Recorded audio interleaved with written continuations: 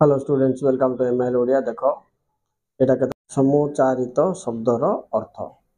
अच्छा ये सिलेक्टिव पिला माने आई भितर तुमको दुईटा आसिले सॉरी दुईटा ही आसबो बोल कहीं ना यहाँ तुम सब आंसर सार भी बही दे देछि पिला माने किंतु केतरा मु तुमको ये कहि दउछि। देख 180 माने संख्या आ गोटे 80 होछि कोन खंडा बा खड़ग।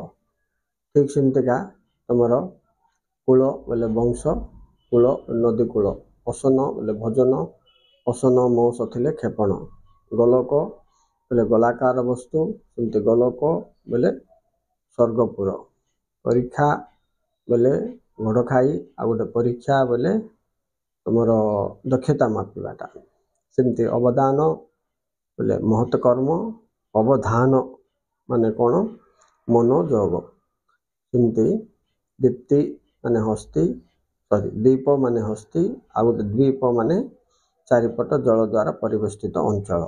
जब जब जब बोले बेग आ गोटे जब बोले कौन ज धान।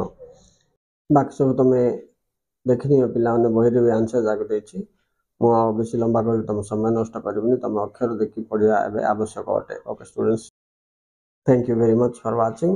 All the best for your examination. All +2 science students, arts commerce students.